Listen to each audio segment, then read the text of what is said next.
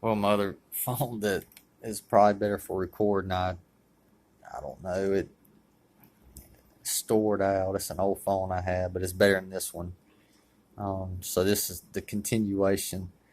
Um, but yeah, when the nurse called me from, it was over in Thomasville, she was surprised the Lyme had come back because they never see, Lyme come back, hardly ever.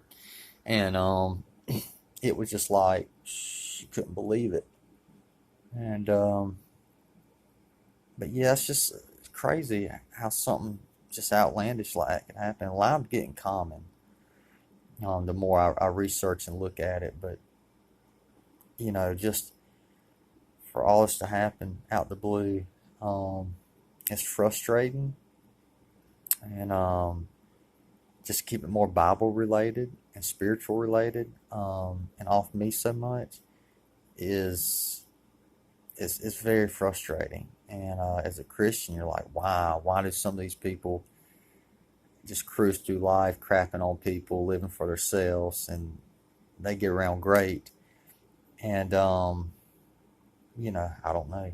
A lot of times, like I said in the first few videos, if you belong to God, He's only going to let you stray so far. And maybe 1,000 years from now, 3,000 years from now, I'll appreciate all the suffering that I felt this kind of came out the blue. But I'm not the only one, and um, it's a lot of people out there going through stuff. But this is definitely seems extra tragic to me because it is me. But there's a lot of other people out there with having a hard time. Um,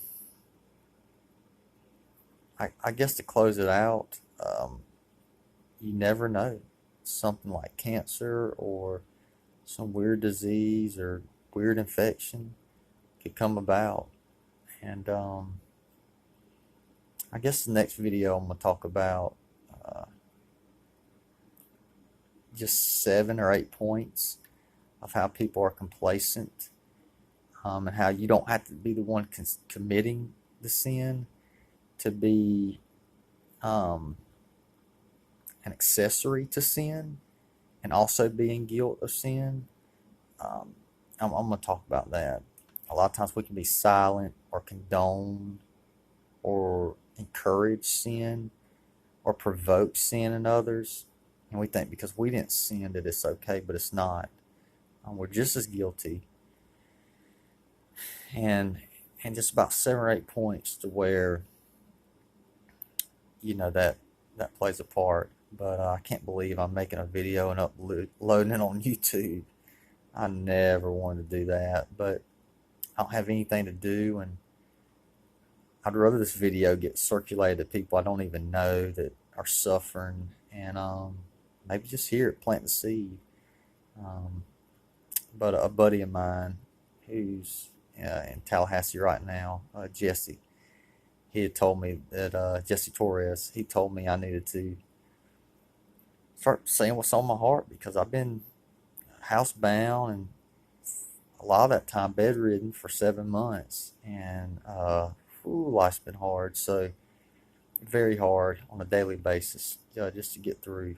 I go day to day.